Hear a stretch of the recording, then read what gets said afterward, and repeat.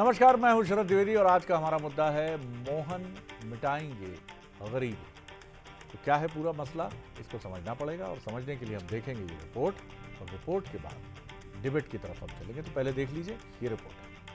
मध्य प्रदेश में जितने भी गरीब और वंचित लोग हैं वे सशक्त हों और हम ऐसा कोशिश करेंगे कि 2025 तक हम हर गरीब के पास तक पहुँच कर और उसकी गरीबी कैसे दूर हो सके उसके लिए काम करेंगे। जी हाँ, मध्य प्रदेश की मोहन यादव सरकार ने तय किया है कि वो 2028 तक प्रदेश से गरीबी को बाय बाय कर देगी। कैबिनेट ने गरीब कल्याण मिशन के तहत 2028 तक प्रदेश को गरीबी मुक्त बनाने का लक्ष्य तय किया है। गरीब कल्याण मिशन के जरिए सभी विभाग मिलकर काम करेंगे। इसके साथ ही गरीबी सुधार इंडेक्स के तहत योजनाओं को प्रभावी ढंग से लागू करने और उनकी निगरानी पर भी कैबिनेट में चर्चा हुई। बैठक में गरीब कल्याण मिशन के काम पर हुई लंबी चर्चा। मिशन के लिए तय किए गए त्रिस्तरीय आयाम, गरीबी इंडेक्स सुधार के लिए तय किए गए अलग अलग सेगमेंट, मोहन सरकार इन पर अलग अलग काम करेगी। महिलाओं और बच्चों के पोषण में सुधार, शिशु मृत्यु दर कम करने पर रहेगा फोकस, मिडिल स्कूलों में बच्चों की अटेंडेंस बढ़ाना, गर्भवती महिलाओं का बेहतर स्वास्थ्य सुनिश्चित करना, घर घर पेयजल और सौर ऊर्जा पहुंचाना, गरीबों के लिए आवास निर्माण, हर गरीब परिवार को आय के साधन मुहैया कराना। सरकार के गरीबी हटाओ मिशन को लेकर सियासी शमशीरें भी खिंच गई हैं। कांग्रेस जहां सरकार की मंशा पर सवाल खड़े कर रही है, तो वहीं बीजेपी इसे लोक कल्याण की दिशा में बड़ा कदम बता रही है। हर बार घोषणा हो चुकी है। शिवराज सिंह चौहान 6 बार घोषणाएं कर चुके होंगे, आज तक कुछ नहीं हुआ। मोहन यादव जी ने हो सकता है पहली बार घोषणा करी हो, लेकिन मोहन यादव जी को पुरानी घोषणाओं को उठा के देखना चाहिए, उनको पूरे करने का प्रयास करना चाहिए, तब इस तरह की घोषणाएं करें। और अगर ये पूरा करते हैं 2028 तक तो स्वागत योग्य कदम है, लेकिन मुझे पूरा संदेह है ये सिर्फ मात्र कागजी घोषणा होकर रह जाएगी। ये निर्णय लेने का साहस भी अगर कहीं हो सकता है तो भारतीय जनता पार्टी की सरकार में ही हो सकता है। गरीब कल्याण के कार्यक्रम चला करके उनको कैसे हम रोजगार से जोड़ सकते हैं, कैसे हम उसको आत्मनिर्भर बना सकते हैं, ऐसे नए स्टार्टअप के माध्यम से भी बहुत सारे काम माननीय मोदी जी के नेतृत्व में पूरे देश में नौजवान कर रहे हैं। इसी दिशा में मध्य प्रदेश में भी डॉक्टर मोहन यादव जी ने ऐसे अवसर दिए हैं कि ज़्यादा से ज़्यादा लोग इस अवसर को प्राप्त करें और गरीबी रेखा से बाहर निकल करके आएँ। 1971 के आम चुनाव में इंदिरा गांधी ने गरीबी हटाओ का नारा दिया था, जिसे बाद में राजीव गांधी ने भी आगे बढ़ाया। कांग्रेस का ये नारा सियासी हलकों में हमेशा से कांग्रेस पर प्रहार करने का औजार बनता रहा है।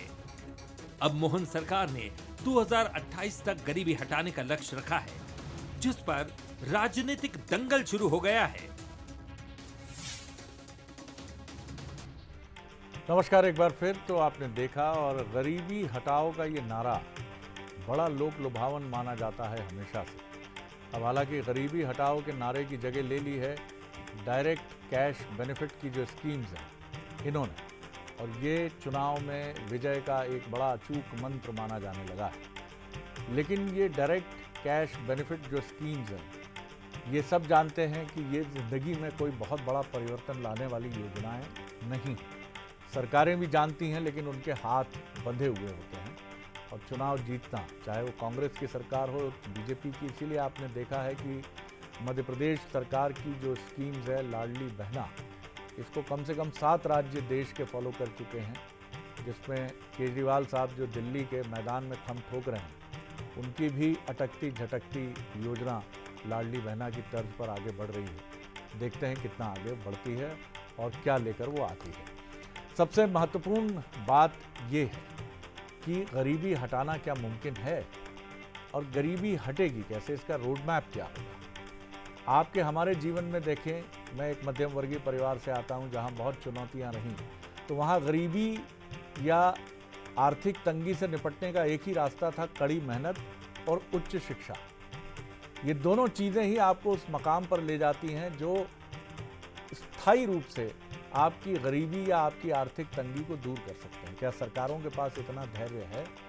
डॉक्टर मोहन यादव ने साहस दिखाया है, क्योंकि अब 1 साल पूरा हो चुका है और वो तैयार हैं अब अपनी ऐसी स्कीम्स के जरिए सामने आने के लिए जिससे वो सरकार की और खुद मुख्यमंत्री के तौर पर स्वयं की एक मजबूत छवि गढ़ सके। पहले देख लेते हैं बंसल न्यूज़ के वो सवाल जो बहुत अहम है, जो इस चर्चा में उठेंगे। तो आइए सबसे पहले नज़र डाल लेते हैं इन सवालों पर। क्या गरीब कल्याण मिशन के सहारे पूरा हो पाएगा मुख्यमंत्री डॉक्टर मोहन यादव का मिशन? दूसरा सवाल, कांग्रेस को क्यों लगता है बीजेपी का ये मिशन जुमला ही बनकर रह जाएगा? और तीसरा सवाल है, इंदिरा गांधी के गरीबी हटाओ मिशन की अगर हम बात करें तो ये मिशन किस तरह का होगा? चलिए अब जो मेहमान हमारे साथ हैं उनकी तरफ रुख कर लीजिए। स्टूडियो में मेरे साथ हैं अजय यादव जी, बीजेपी के स्पोक्स पर्सन हैं और युवा नेता हैं, और इसी के साथ हैं मृणाल पंत, कांग्रेस के सीनियर लीडर हैं और स्पोक्स पर्सन हैं, उनका बहुत स्वागत है। जयप्रकाश पाराशर जी हैं हमारे साथी, पत्रकार साथी, और एक न्यूट्रल एंटिटी के तौर पर, एक इंडिपेंडेंट ऑब्जर्वर के तौर पर वो सामने रहेंगे। जयप्रकाश जी, बहुत ही लोक लुभावन नारा है गरीबी हटाओ। मध्य प्रदेश सरकार अब 1 साल पूरे करने के बाद दिसंबर में सत्ता में, अब उसे अपनी योजनाओं के जरिए अपनी चमक पूरे देश में दिखानी है और जनता के बीच भी गहरी पैठ बनानी है। इस योजना को जो कैबिनेट बुधवार को हुई उसके जरिए सामने आई, कैसे देखते हैं आप? दरअसल गरीबी हटाओ के जो नारा है ये काफ़ी समय से भारतीय राजनीति में केंद्र में है। हमने देखा था, आपने जो आपका तीसरा सवाल है, तो इंदिरा गांधी ने 1971 में गरीबी हटाओ देश बचाओ का नारा दिया था, और उन्होंने जो संसाधन थे उनको गरीबों तक और मार्जिनलाइज्ड हाशिए पर पड़े हुए वर्ग तक पहुंचाने के लिए ऐसी नीतियां बनाई कि वो लाभान्वित हो सके। लेकिन अर्थशास्त्र में एक नियम है शरद जी की, आप किसी को रोजाना एक मछली पकड़ कर दें या फिर उसको मछली पकड़ना सिखा दें और उसको फिर बाद में जाल दे दें एक, तो वो अपना भी हमेशा के लिए घर चलाना सीख जाएगा और उन मछलियों को पकड़कर बाजार में बेचकर वो दूसरी चीज़ें भी खरीद सकेगा।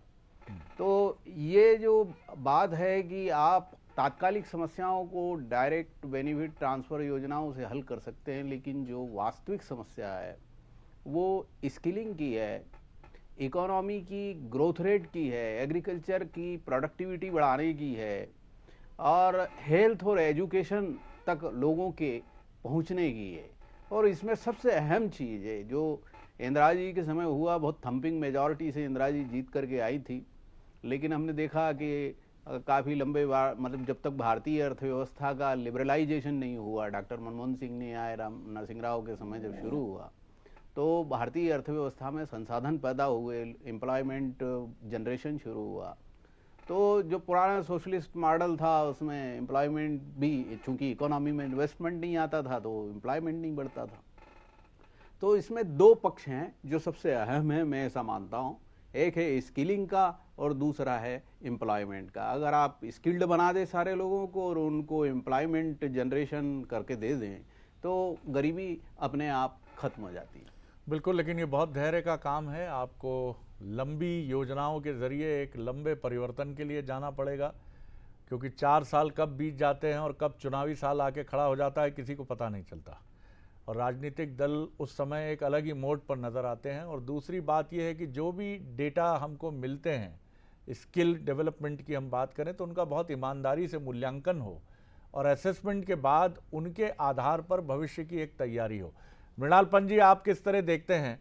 गरीबी हटाओ का नारा आज़ाद भारत में सबसे ज़्यादा चर्चित आपकी सरकार केंद्र में जो रही और उसकी नेतृत्वकर्ता इंदिरा जी के समय रहा, लेकिन बीजेपी का आरोप रहा कि गरीबी तो नहीं हटा पाई कांग्रेस, गरीब जरूर उन्होंने हटाने की कोशिश की। तमाम बातें, ये सब पॉलिटिकल बयानबाजी। आप कैसे देखते हैं सरकार की इस योजना को? क्या टिप्पणी है कांग्रेस की? कोई भी सरकार और कोई भी दल अगर गरीबों के कल्याण के लिए कोई भी कार्यक्रम करता है तो उसका स्वागत किया जाना चाहिए। अगर ये सरकार भी ऐसा कुछ करेगी तो हम उसे पूरा समर्थन देंगे।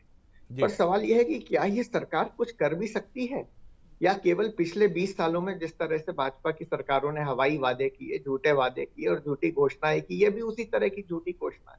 और इस आशंका का बड़ा आधार है शरद जी, जब हमारे वर्तमान मुख्यमंत्री जी उच्च शिक्षा मंत्री थे पिछली सरकार में, तब उनके कार्यकाल में ही स्कूल शिक्षा में 12.5 लाख बच्चे जो स्कूल जाते थे, उन्होंने स्कूल जाना बंद कर दिया। अब पढ़ेंगे लिखेंगे नहीं तो बढ़ेंगे कैसे, गरीबी दूर कैसे होगी। उच्च शिक्षा मंत्री थे, 2 लाख लोगों ने स्कूल और कॉलेज छोड़ दिए।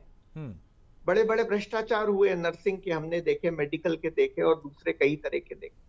बेरोजगारी की स्थिति ऐसी है कि 16 पद निकल रहे हैं तो उसके लिए 2.25 लाख एप्लीकेशन आ रही हैं, जिसमें पीएचडी, इंजीनियर, मेडिकल और पोस्ट ग्रेजुएट लोग भी शामिल हैं। इसका मतलब नौकरियां नहीं है, शिक्षा के मंदिर में लोग जा नहीं रहे।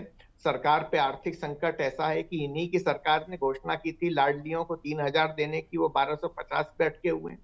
किसानों के लिए घोषणा की थी, गेहूं के लिए, धान के लिए, अन्य फसलों के लिए समर्थन मूल्य बढ़ाएंगे, उसमें 1 रुपया नहीं बढ़ाया गया। जो स्कॉलरशिप बच्चों को मिलती थी वो सारी स्कॉलरशिप बंद है। 6-6 महीने हो गए, पिछले 2 साल की स्कॉलरशिप अनुसूचित जाति और जनजाति के बच्चों को अभी तक नहीं मिली है। स्कूल और कॉलेज के लोग परेशान हो रहे हैं। तो ना साधन है ना सामर्थ्य है।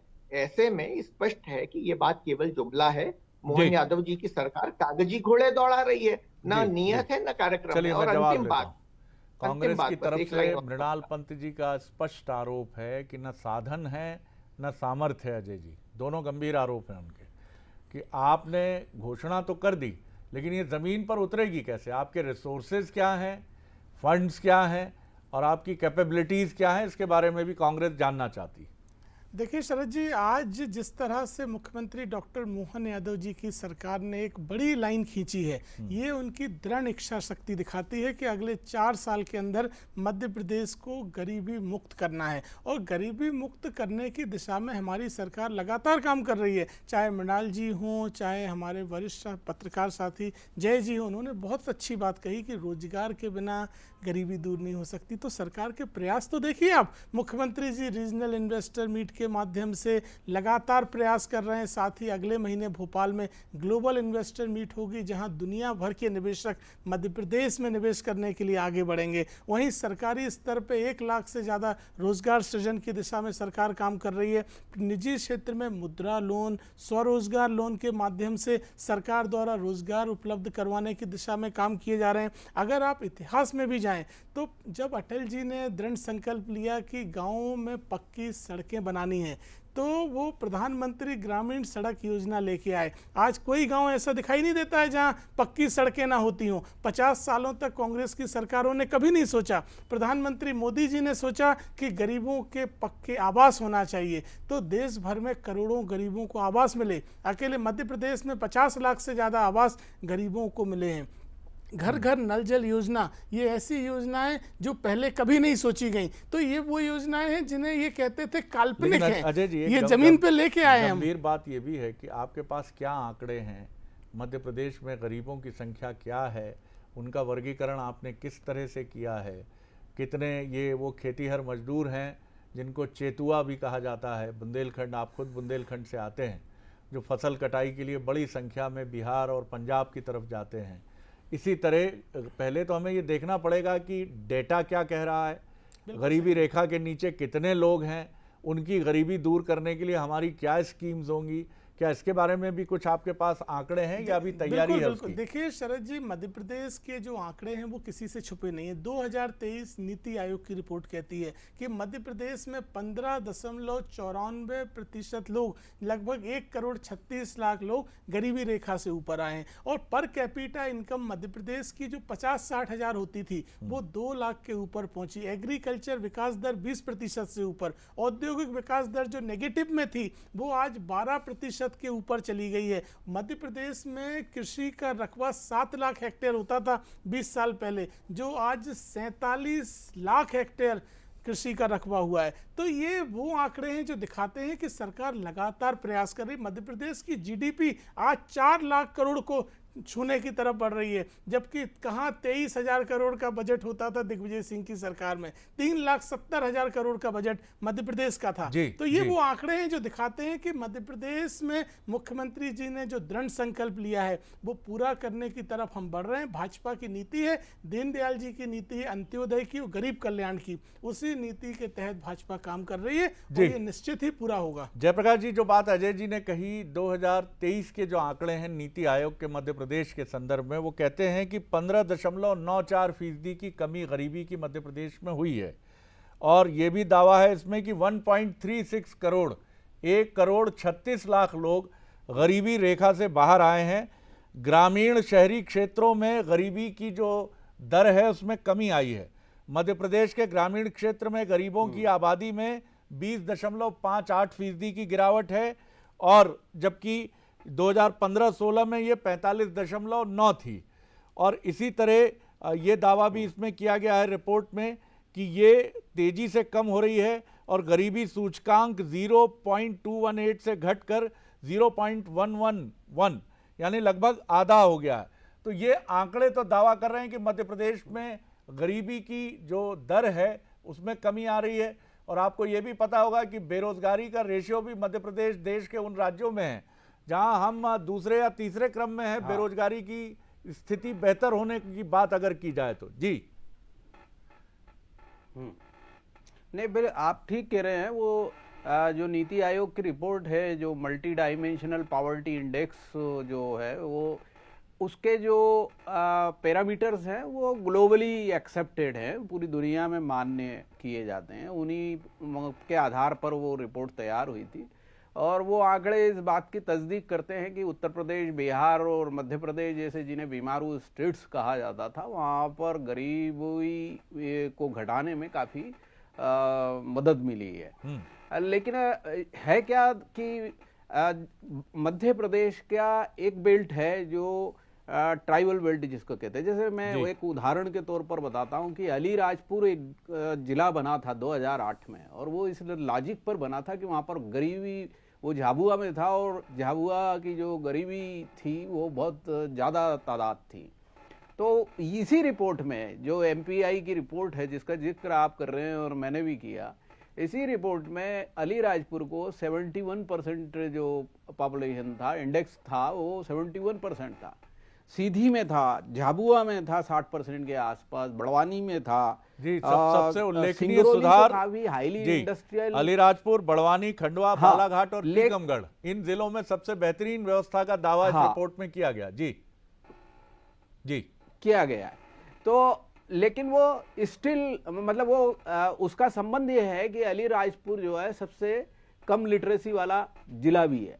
तो हम इसको कहीं ना कहीं पर ये बात तो जोड़ सकते हैं कि इसका शिक्षा से और स्किलिंग से बड़ा गहरा सीधा संबंध है। बहुत बिल्कुल ठीक है। तो यदि सरकार अपने लक्ष्यों को हासिल करना चाहती है तो उसको जो न्यूट्रिशन की समस्या है, हेल्थ की समस्या है, अब उन मुद्दों पर क्या हम बहुत अच्छी सुविधाएं सरकार उपलब्ध करवा रही है क्या? शिक्षा, अब जैसा कि स्कूल का अभी उन्होंने के एक पूर्व वक्ता ने जिक्र किया, तो स्कूलों में जो स्टैंडर्ड्स हैं वो उनके ऊपर मॉनिटरिंग करनी चाहिए। दूसरा, ये जो हेल्थ है, गवर्नमेंट का जो हेल्थ सिस्टम है, इसको मॉनिटर किया जाना चाहिए। न्यूट्रिशन को देखा जाना चाहिए। अगर हम बेसिक इन मानकों को पूरी, जैसे एक्सेस टू वाटर है, अब एक्सेस टू वाटर जो है, अभी हमने देखा, आपने भी देखा कि जल निगम का वो जो घर घर नल योजना है, वो अभी काफ़ी चर्चा में आई थी फंड्स की कमी की वजह से। तो यदि हम हासिल करना चाहते हैं इन लक्ष्यों को, निश्चित रूप से मैं इस बात की तस्दीक करता हूँ, मैं मानता हूँ, मैंने भी दूसरी रिपोर्ट्स भी पढ़ी हैं, उसमें ये बात सही है कि इन राज्यों में गरीबी को एड्रेस करने की पूरी कोशिश है और काफ़ी कमी आई है। और मुझे लगता है ऐसा नहीं है कि 4 साल में ये कमी नहीं की आ सकती। मध्य भारत जो है उन देशों में से है दुनिया के जिसने गरीबों को गरीबी को कम करने में काफ़ी सफलता हासिल की है। तो मैं ये उम्मीद करता हूं कि सरकार अगर इन मोर्चों पर काम करती है तो ये 4 साल में काफी लक्ष्य हासिल किया जा सकता है। मैं लौटता हूं आपकी तरफ। सबसे महत्वपूर्ण बात यह भी है कि मैं, माफ़ कीजिएगा, मैं एक शब्द का प्रयोग करूंगा कि गरीबी हटाने के बजाय चुनाव जीतने के लिए जो पेन किलर्स के तौर पर हम डायरेक्ट बेनिफिट स्कीम्स इस्तेमाल कर रहे हैं, जिससे ज़िंदगी में परिवर्तन नहीं होता, एक थोड़ी देर के लिए ज़िंदगी में एक रोमांच पैदा होता है और ये रोमांच फिर एक आदत की तरह आपको एक लत की तरफ ले जाता है। जैसा अगर हमें पिता और बाप दादा की संपत्ति मिल जाती है और ऐसा लगता है कि अब कुछ करने की ज़रूरत नहीं है, इतना पैसा तो फला घर से चला आ रहा है, इतना पैसा खेत से चला आ रहा है।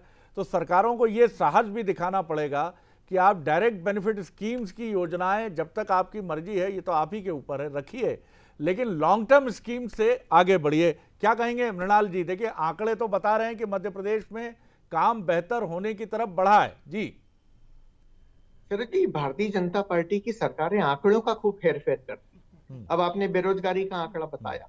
मध्य प्रदेश की सरकार जिस व्यक्ति ने 365 दिन में से 18 दिन काम कर लिया उसे बेरोजगार नहीं मानती। यानी 20 दिन अगर नौकरी कर ली, दिहाड़ी मजदूरी कर ली, तो आप बेरोजगार नहीं हैं। इस तरह से आप आंकड़े बना लीजिए। दूसरी तरफ इसी सरकार का आंकड़ा देखिए, अगर गरीबी कम हो रही है तो मुफ्त राशन लेने वालों की संख्या कम होने की जगह बढ़ क्यों रही है?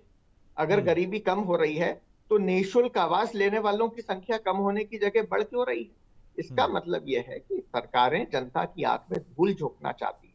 मध्य प्रदेश में कर्जदारी का स्तर 20 गुना ज्यादा बड़ा है। ऐसे परिवार जो गरीब हैं, जिनकी आय 2 लाख रुपए से कम है, उस हर परिवार के ऊपर 78,000 रुपए का मतलब सालाना आपका कर्ज गंभीर का आरोप यह है कि नीति आयोग के आंकड़े भी भरोसेमंद नहीं है। बिल्कुल बिल्कुल, उनके पैमाने ऐसे बनाए गए हैं कि उस तरह का उसका परिणाम निकल के मिलता है। और दूसरी महत्वपूर्ण बात, जहां तक नए रोजगार के सृजन की बात है, पिछले 20 सालों से वही आंकड़े हर साल कर दिए जाते हैं। 10 साल पहले जो उद्योगपति आए थे, इस साल वो वापस आके अपनी पुरानी घोषणा को दोहरा देंगे और इस साल में उस 10 साल पुरानी घोषणा के निवेश का आंकड़ा फिर जोड़ लिया जाएगा। ना रोजगार बढ़ रहे हैं, न जिस तेजी से उद्यम लगने चाहिए वह उद्यम बढ़ रहे हैं। जो आय में जो वृद्धि हुई है वो केवल इस कारण हुई है कि भाजपा के नेताओं की आय में बड़ी वृद्धि हुई है और कुछ चुनिंदा उद्योगपतियों की आय में वृद्धि हुई है। आम गरीब और मध्य प्रदेश की जनता वहीं का वहीं है। इनके अलावा सब गरीब होते जा रहे हैं। भाजपा के नेता और बाकी लोग अमीर से अमीर होते जा रहे हैं। हाल ही का परिवहन घोटाला ये बात एक बार और साबित करता है। दलील बड़ी अलग तरह की है कि देश की जीडीपी में जो भी योगदान है वो बीजेपी के नेताओं का योगदान है। आप ये कहने की कोशिश कर रहे हैं। जी चलिए जी जवाब दीजिए अजय जी। देखिए मृणाल जी की राजनीतिक मजबूरी समझा जा सकती है, मैं उस पर कोई टिप्पणी नहीं करूंगा, लेकिन इन्होंने जहां सरकार के आंकड़ों पे सवाल उठाए तो मैं कोट करता हूं, कांग्रेस की सरकारों में लगातार 8 साल तक मध्य प्रदेश में शिवराज सिंह चौहान जी को कृषि कर्मठ अवार्ड मिला, तो वो तो कांग्रेस की सरकार थी, जो प्रमाणित करता है कि मध्य प्रदेश किस रास्ते पे बढ़ रही है। दूसरी तरफ जिस तरह से पाराशर जी ने 2-3 बहुत महत्वपूर्ण बातें करी, एक महिलाओं और शिशु के स्वास्थ्य से संबंधित, तो सरकार ने इस नीति को आगे बढ़ाने के लिए इन दोनों को प्राथमिकता पे रखा है कि मध्य प्रदेश में किस तरह से महिलाओं के स्वास्थ्य में सुधार हो, शिशु मृत्यु दर को पूरी तरह समाप्त किया जाए और इसके लिए कारगर प्रयास किया जाए। साथ ही एक्सेस वाटर, तो नदी जोड़ो अभियान में मध्य प्रदेश में मालवा अंचल को जहां काली सिंध नदी पार्वती नदी को जोड़ के लाभ मिल रहा है, वहीं बुंदेलखंड को केन बेतवा लिंक योजना का लाभ मिल रहा है, तो ये दिखाता है कि सरकार बड़ी दूरगामी योजना के साथ चल रही है। ग्रामीण अर्थव्यवस्था के लिए दूध उत्पादकों को सरकार द्वारा बोनस दिया जा रहा है, तो ये चीजें वो हैं जो कांग्रेस को भी स्वीकार करना पड़ेगी। हम कहते हैं विपक्ष में रहिए, लेकिन रचनात्मक विपक्ष की भूमिका निभाइए। कहाँ मिल रहा है लाभ? आज तक नहीं जोड़ी है, 10 साल पहले भी बोल रहे थे योजना प्रारंभ हो गई है मृणाल जी, आपकी सरकार ने तो बंद कर दी थी 10 साल। ये अटल जी योजना लेके आए थे, बीच में कांग्रेस की सरकार आई तो उन्होंने योजना को ठंडे बस्ते में डाल दिया और अब फिर से प्रधानमंत्री मोदी जी ने जमीन पर काम प्रारंभ किया है, तो आपको तो स्वागत करना चाहिए, आपको स्वागत करना चाहिए। रचनात्मक विपक्ष बनिए, प्रदेश की जनता का व्यापक हित सोचिए। चलिए बहुत शुक्रिया करूंगा आप तीनों मेहमानों का। वक्त कम है, नहीं तो विषय ऐसा है कि इसके अलग अलग आयाम सामने आने बहुत ज़रूरी हैं, लेकिन गरीबी हटाओ सिर्फ नारा नहीं होना चाहिए, इसके पीछे जिम्मेदार अर्थशास्त्रियों की, समाजशास्त्रियों की एक टीम काम करनी चाहिए और आंकड़े ईमानदारी से शेयर होने चाहिए, जिसमें किसी भी घटत बढ़त को छिपाने की ज़रूरत नहीं है, क्योंकि लम्हों ने ख़ता की सदियों ने सजा पाई। कई बार राजनीतिक दल मैं किसी पार्टी का नाम नहीं ले रहा हूँ, तमाम राजनीतिक दलों में ये प्रवृत्ति पाई जाती है कि अपनी उपलब्धियों को सबसे चमकदार बताने की कोशिश होती है, जो लोकतंत्र में आप उसको जायज़ भी ठहरा सकते हैं कि वो ये तो नहीं कहेंगे कि हमसे गलतियां हुई, खामियां हुई, हम ये नहीं कर पाए, लेकिन इसी कड़ी में बहुत सारी चीज़ें पीछे छूटती हैं। डॉक्टर मोहन यादव की ये पहल सराहनीय है, लेकिन सही मायने में ये सराहनीय तब साबित होगी जब आज से 2-3 साल बाद हम आंकड़ों के साथ बैठेंगे और ये कह पाएंगे कि मध्य प्रदेश की डॉक्टर मोहन यादव की ये सरकार इस मायने में एक रिमार्केबल अचीवमेंट के साथ सामने आई। कम से कम हम उन्हें शुभकामनाएं तो हृदय से दे ही सकते हैं कि एक संकल्प उन्होंने इस विषय पर दिखाया है। एक बार फिर आप सभी का धन्यवाद। आगे